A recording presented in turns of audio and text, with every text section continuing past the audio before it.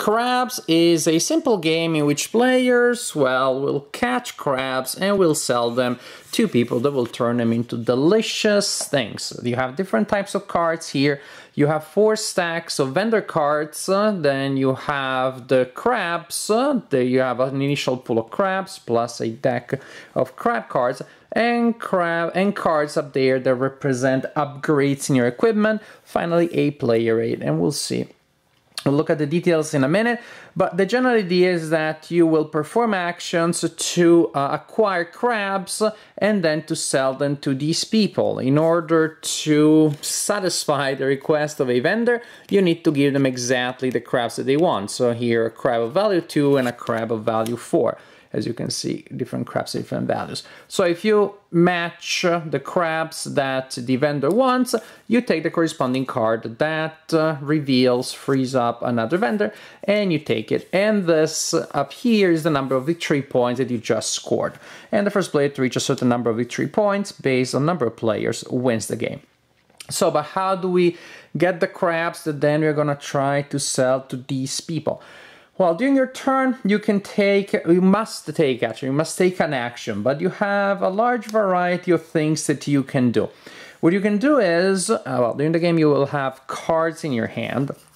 You can discard a number of cards to upgrade your gear. You have a token of your color, say red, and it starts next to the card on the left. And these cards are in a specific order. In fact, you have to imagine them as if they were a mini board. You see, they're connected by those arrows. So it starts here. If you discard a card and you spend your action for the turn, you place your crab there and will give you +3 when you catch crabs. We'll see later how that works. By spending 2 cards, by discarding 2 cards, as you can see there, then I get to move it here, and now I have a bonus of +5, also an extra victory point at the end of the game.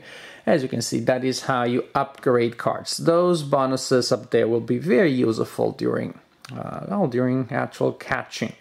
What else can you do? You can grab crabs. That is, you take cards. You can take 2 crabs and you can take them from the pool and or from the deck. Maybe there aren't any cards that you like here, so you go from the deck. How do I say? I really want these 2. And that's it. Crabs, as you can see, they have a main value, but they also have a secondary value, which is in play when the card is in your play area and is placed horizontally, and it is the value of the crab when the crab is stressed. You want to relax your crab, so they have a higher value. We'll talk about those details later. Trust me for now. So one action is upgrade your crabs or take crabs. You can also trade crabs. That is, you can play any number of cards or crabs from your hand to the pool and take an equal number of cards. For example, I had these 2, I can trade them for other 2. Or you can, well, the game action is called raise crabs, but the way I like to explain it to my daughter Amelia, who is 8, is you trade for cards, that is the previous action, that is you trade an equal number, or you trade for value, that is you play cards from your hand and then you can take from the pool cards with a total value as that one. So basically I can take a value of 9, and so I want to take 2 and 3 and 3, is that, how much is it? That's 9. Now that's 8. 9. There you go. So as you can see, now I have a lot of cards, and then maybe other actions will bring more cards there, and now I can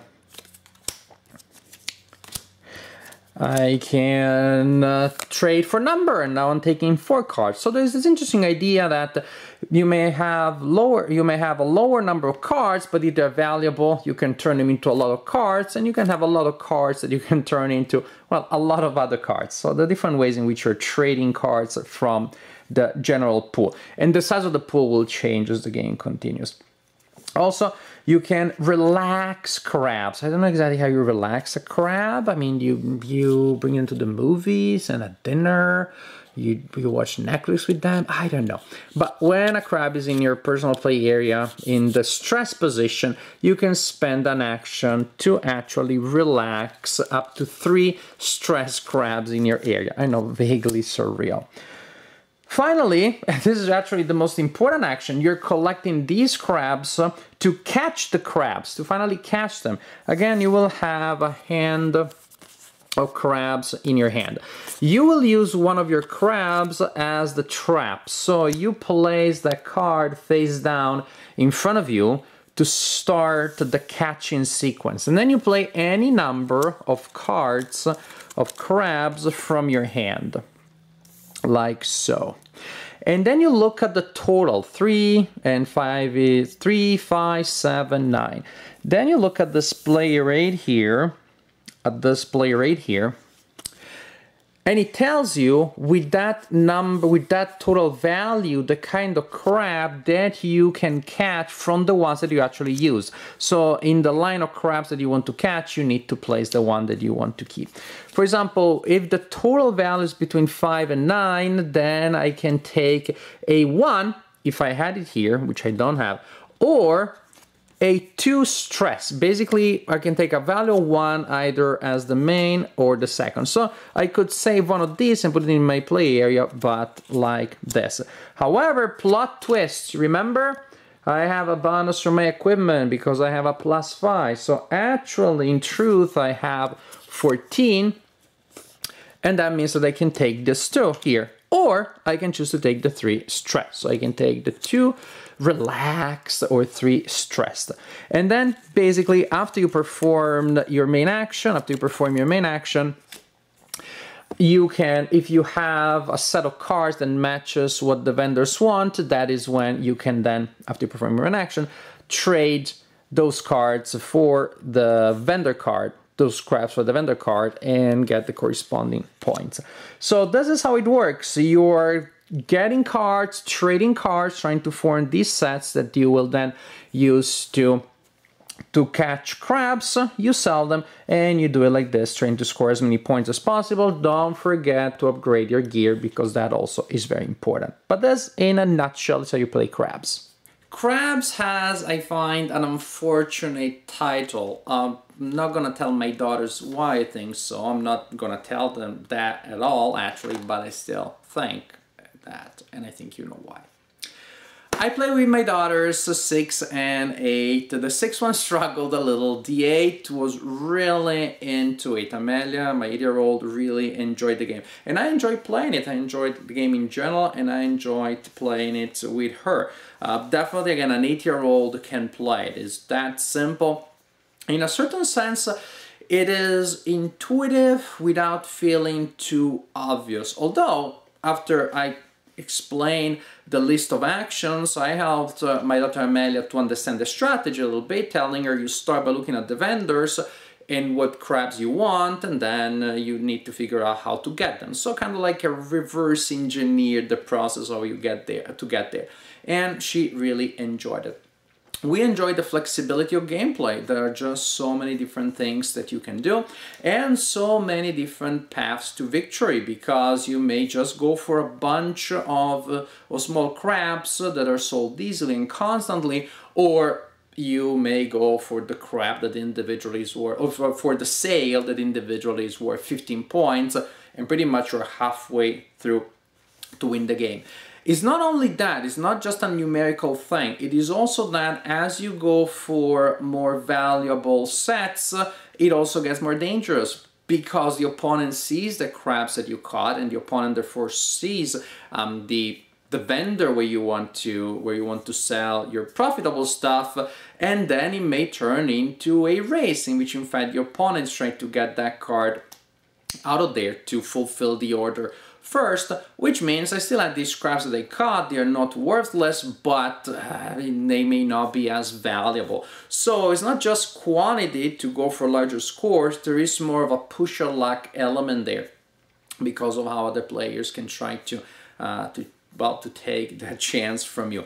But overall, the flexibility of choosing to trade a bunch of cards for a lot more or for the same value, get a single 5, turn it into a bunch of cards that are worth 1, turn it into a bunch of cards that are worth a lot. It's an interesting mechanic there. And then the pool is replenished, because when somebody catches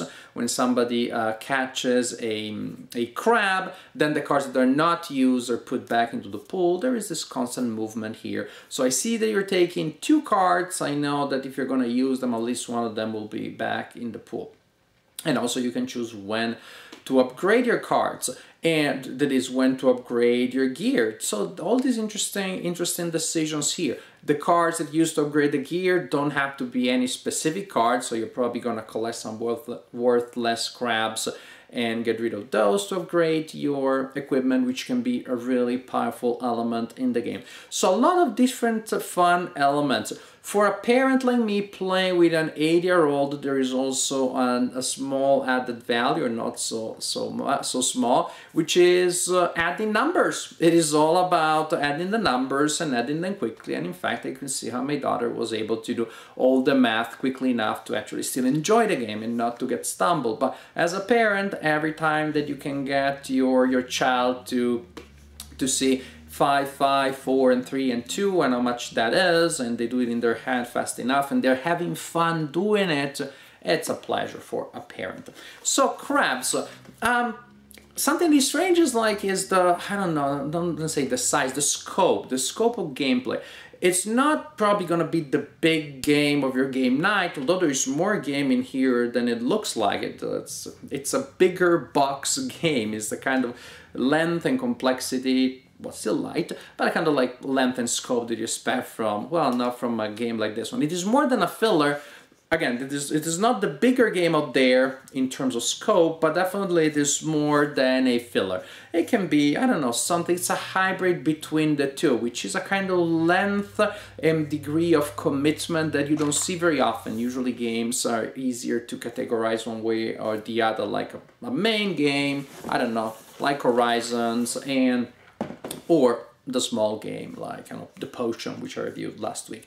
It's a light game. It is a game that works well for my daughters and I. We play it after dinner before they go to reread Harry Potter. It's a fun game. I enjoyed it. Also, I think that the art is absolutely adorable, so that's a plus too. Crabs, it is light, it is fun, and you add numbers together, which for some players and for many parents is just an extra good thing.